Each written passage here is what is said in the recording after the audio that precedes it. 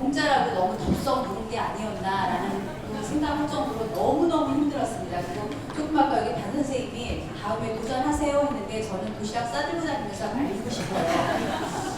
제가 그렇게도 했는데 정말 저는 추천하고 싶지 않습니다. 국내에서 여기에서 하는 연수만 참가하셔도 기업가 정신은 충분하다라고 생각하는데요. 너무너무 힘들었습니다. 너무너무 힘들고 숙제가 너무 많아요. 정말 빈추입니다. 저는 창업교육을 시작한 지는 사실은 규직을 시작한 지 3년이고요. 교육은 창업 일반이라는 것을 학교에서 채택해서 수업을 3학년한테 2시간씩 하고 있는데요. 그 중에서 제가 1시간씩 수행평가로 사업계획서를 2년째 하고 있고요. 1시간 이론은 다른 기간제 선생님이 지금 하고 있습니다.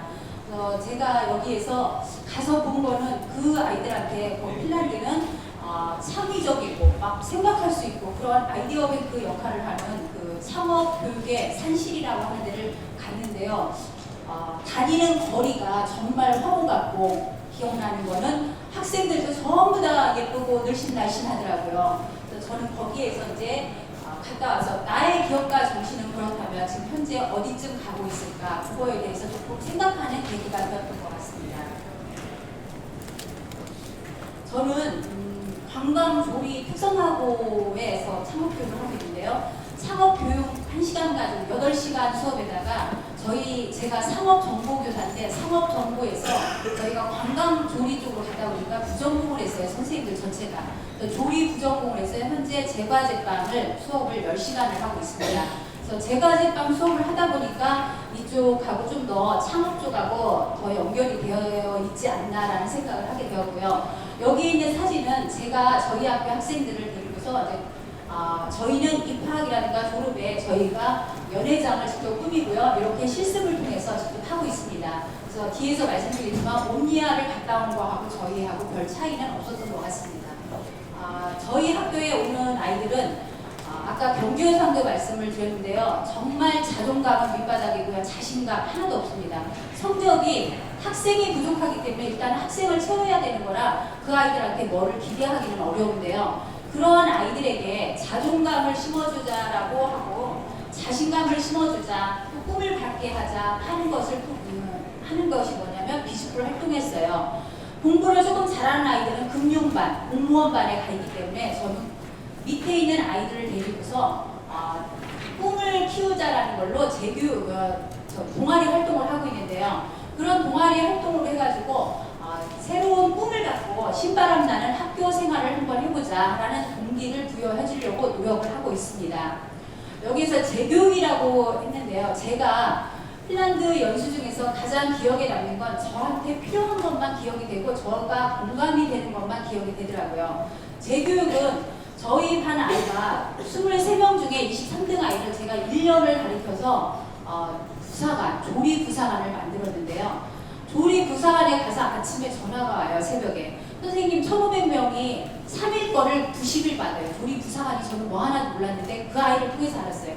부식을 받는데 300명 곱하기 1,500명 곱하기 3일 곱하기 3끼를 해야 돼요. 그럼 쌀이 한 끼에 150g이다. 그럼 그걸 계속 곱해줘야 되는데 엑셀에다 넣으면 되는데 엑셀을 못해요. 그래서 아침마다 전화가 와요. 출근하기 바쁜데 그 아이를 제가 6개월을 그거를 했어요. 그거를 해서 지금은 전화가 안 오는 3년 차거든요. 지금은. 근데 그거를 보고 이 재교육을 거기에서 얘기를 들으면서 그 아이 생각을 했고요.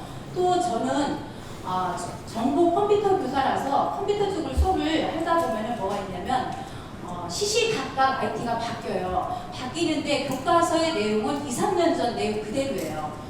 올해 바뀐 내용이라도 내년 교과서에 채택이 돼야 되는데 채택이 안 돼요. 그건 선생님들도 알고 계실 거예요.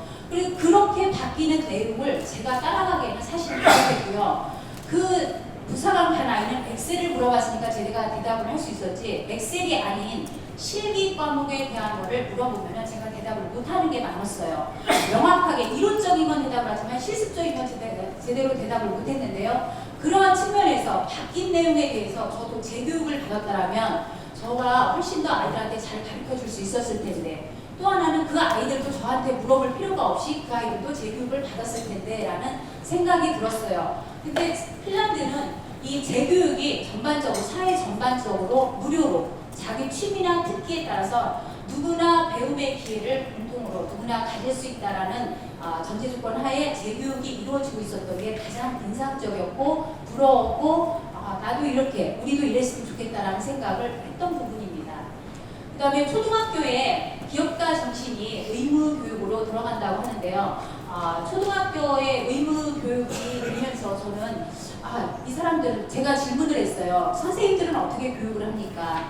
그러면 저희도 뭔가 새로운 과목이 생기면 부적응 연수를 하거나 하는데 어떻게 합니까? 했더니 이 학교가 아니라 핀란드는 사회 전반적으로 교사에 대한 신뢰도가 굉장히 높답니다. 그래서 선생님을 믿는 거죠. 그리고 또 하나는 국가나 사회 지역 단체에서 학교를 어떤 정량화된 평가를 하는 게 아니라 교사를 믿고 네가 알아서 해라. 그래서 제가 또 물어봤어요. 그럼 대학 입시는 어떻게 합니까? 물어봤어요. 우리는 대학 입시가 똑같아 하잖아요. 그럼 어떻게 합니까? 했더니 공통 과목만 하고 그 외의 것은 알아서 가르친대요. 다 알아서. 그러니까 교사는 석사 수준 물론 이상이지만 알아서 자기가 교육을 받고 자기가 교재도 선택하고 하니까 새로운 내용이 바뀐 책을 선택을 할 수 있지만 저희는 새로운 책을 사려면 올해 나온 책을 사려면 부교재 신청해가지고 또 막 기한하고 막 해야 하잖아요. 연구회도 해야 하고. 근데 여기는 교사가 바로 교재도 선택을 해서 할 수 있다고 하더라고요. 그렇기 때문에 이런 게 가능한 게 아니었나라는 생각을 해보았습니다. 제가 가장 좋아하는 말이 아는 만큼 보인다예요. 그럼 아이들한테도 이 얘기를 많이 하는데요. 아는 만큼 뭐가 보일까? 제가 제일 가장 쉽게 하는 게 저 운전면허 처음 딸 때요. 83년인가 그때 운전면허를 했는데 그때 운전면허 처음 딸 때 횡단보도 앞에 횡단보도 가기 전에 다이아몬드가 있다는 거를 저는 처음 알았어요. 몰랐어요 그때. 근데 아이들한테 이 얘기를 해줘요. 너희 버스 타고 가면서 횡단보도 앞에 다이아몬드 있는 거 봤니? 아무도 못 봤대요. 그런데 그 이야기를 해주고 나서 보면은 횡단보도 가기 전에 다이아몬드 표시가 바닥에 있어요. 또 한 예로 제가 조리 부전공을 봤는데요. 칼 도마가 색깔별로 있다는 걸 몰랐어요.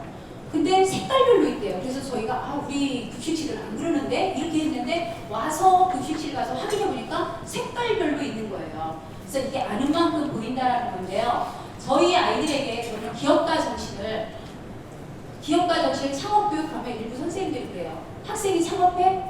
학생이 기업가 정신이 왜 필요해? 그렇게 얘기를 많이 하거든요. 근데 창업 저희 아이들 못해요. 하나도 없어요. 할 수도 없어요. 그런데 이 아이들이 고등학교를 졸업해도 최종 목표는 취업이에요.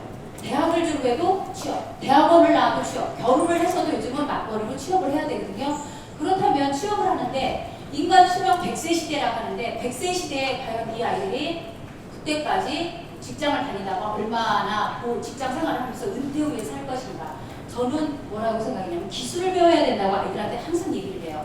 기술만이 너희들이 살 길이다. 그렇게 얘기를 했는데 그 기술을 배우든 뭐를 하든 인간 도가 있어야 될 거예요. 같아요. 제 생각에는. 그래서 상업을 하면 상도라는 게 있고 학생에 적용하면 저는 치마 너무 짧게 입으면 안 된다. 외교스 입고 다녀라. 운동화 신어라. 머리 묶어라. 이게 학생으로서 지켜야 하는 도가 아닌가 해서 저는 그런 쪽으로 교육을 하고 있고요. 그 다음에 창의적인 아이디어는 저는 창업 교육을 한 지는 사실은 2년, 3년인데요. 지금 3년 연속 교육부 장관 상을 타고 있거든요. 근데 상을 타고 있는데 이거를 할 수 있었던 거는 제 욕심이었던 것 같아요. 이번에 이 연수를 받으면서 보니까요. 저는 기업가 정신을 하나도 생각을 안 하고요. 3월달 되면 보통 대회가 4월, 5월에 있잖아요. 5월에. 그럼 그거에만 맞춰서 애들한테 수행평가 막 한대요. 수업은 막 해가면서 수행평가를 막 제출을 해요. 아이디어 빨리 가져와라 해가지고 아이디어 받아서 괜찮은 거 해서 집중적으로 개만해서 상을 타게끔 만든 거예요. 저는 그렇게 했는데 제가 이번 연수를 통해서 제가 내년에도 창업교육을 해야 되는데 적어도 내년에 창업교육 할 때는 창업계획서, 사업계획서를 쓸 때 기업가 정신을 밑바탕으로 조금 따라줘야 되지 않을까 그런 생각을 해봤습니다. 그 다음에 이제 여기 아까도 미얀마 ICT가 나왔는데요. 저는 미얀마 ICT가 창업 교육을 할 수 있는 그러니까 우리나라 기업체도 거기 가 있는데 코너에 기업체가 들어와 있어서 아이들이 기업을 운영하는 거를 체험할 수 있는 공간이었는데요. 거기에서 하는데 가장 먼저 나온 말이 납세예요. 세금을 어떻게 내나. 그 다음에 계속 하면서 설명을 하면서요. 세금이에요. 세금을 어떻게 내나. 그 안에서 마트가 있는데 마트에서 물건을 샀어요. 물건을 사면 마트에 걔는 돈을 벌었으니까 그걸 가지고 세금을 어떻게 내나. 그런데 저는요, 사업계획서 안에 보면 재무설계가 나오거든요. 재무설계는 뭐냐면 저는 이렇게 가르쳤어요. 돈을 어디에서 얼마나 빌려서, 돈을 어디에서 얼마나 끌어와서 내 사업체를 얼마나 키울 건가. 그래서 손익분기점을 언제 달성할 건가. 저는 이것만 했지, 얘들아 너희가 돈을 몇 년 후에 얼마 벌고 몇 년 후에 얼마 벌면 세금은 얼마를 내야 되는 거야. 이 세금으로 어떻게 더불어 사는 사회를 만드는 거야 라고는 연결을 못 시켰던 것 같아요. 그래서 저는 제가 내년에를 한다면 이 납세에 대한 거를 조금 더 강조하고 싶어요. 물론 저 하나 해서 사회가 변하는 건 아니지만 저는 교육자니까 그래도 해야 될 것 같아요. 그 다음에 옴니아라는 직업학교와 저희 학교를 좀 비교를 해봤어요. 근데 옴니아는 이제 옴니아도 가봤는데 저희 학교와 학생들하고 뭐 다를 건 없었어요. 다만 시설이 크다, 무료다. 그다음 모든 실습비가 뭐 공짜니까 그냥 실습을 자유롭게 많이 한다라는 거고, 저희는 실습비라든가 특성화고니까 수업료 내고 뭐 이런 건 없어요. 그렇지만 그게 한정되어 있다라는 거고, 그다음 모든 아이들한테 적용되는 게 아니라 그 분야의 아이들한테만 적용을 되는 거였고요. 그 다음에 저희도 연회석을 만들어서 졸업식, 입학식 때 외부 인사 오시면 저희가 연회석을 잘 만들어요. 오늘 아까 점심 식사보다 더 10배는 근사, 100배 근사하게 만들 수 있어요. 저희 아이들이. 그래서 참 연회석을 만들어서요. 손님 접대, 식음료과에서는 애들이 다 서빙을 하고요. 조리과는 음식을 만들고요. 그래서 뷔페로 만들어 놓습니다. 그런 부분을 하고 있는데, 여기도 하고 있는데요. 여기에서 저희한테 실습한 거를 이렇게 식사를 저희한테 접대를 했는데 아이들이 막 손을 막 떨어요. 아, 서양 애들도 이렇게 늘씬날씬 예쁜 아이들도 떠는구나. 저희 아이들만 떠는 게 아니구나. 저희 아이들도 맨날 하면서도 손이 발발발 떨려요, 손끝이. 그래서 그 손끝 떨리는 거에서 저는 세계 모든 아이들은 처음부터 떠는구나, 똑같구나, 이뻐도 떠는구나, 그거를 보고 왔습니다. 그럼 저희 아이들도 이렇게 하고 있습니다. 빵을 직접 구워서 팔기도 하고요. 그 다음 식음료 팔기도 하는데, 이 판매된 금액은 전부 다 저희 졸업생이 또 장애 단체를 운영하는데 거기에다 기부를 하고 있습니다. 그 다음에 이제 기업가 정신 설계라고 했는데요. 저는 제가 이렇게 내년에는 해야 되지 않을까라는 생각을 합니다.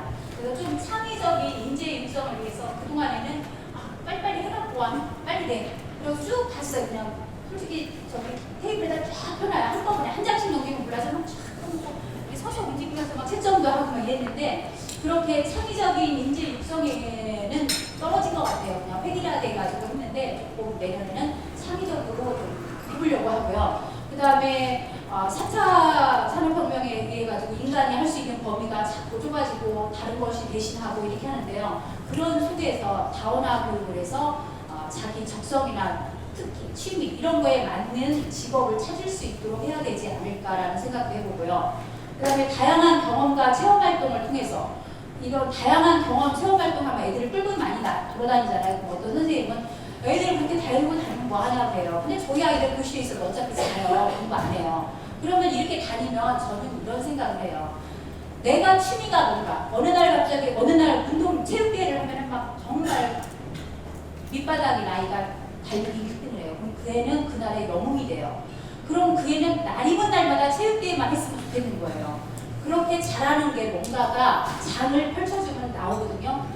또 댄스, 음악, 노래 하면은 다 나와요. 그날 하루만큼 다 나오는데, 경험을 통해서 이 경험을 가지고 네가 창업해라 이건 아니에요.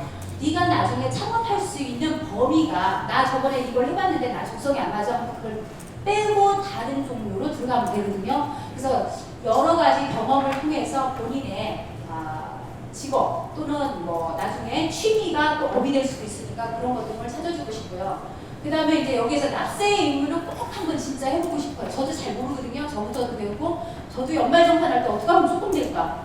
막 그거 생각하잖아. 뭐를 껴서 해야 되나? 기부금 어디서 안 해주나? 저도 그렇게 생각을 하는데, 조금 이거는 저부터도 생각을 해야 되는 부분이 아닌가 생각합니다. 그래서 이런 걸 기본으로 해서 기업가 정신 쪽 아이들을 그전에는 별로 없었고 형식적이었는데 조금은 실천을 해보고 싶습니다. 그게 바로 저는 이제 창업으로 해서 창업 기본 도를 지키자라는 걸로 해서 연결을 시켜볼까 합니다. 제가 여기까지 말씀드렸는데요. 제일 마지막이라 정말 부담도 많았는데 여러 선생님들한테 너무 감사드립니다. 같이 그런 선생님들께 감사드리고 이상입니다.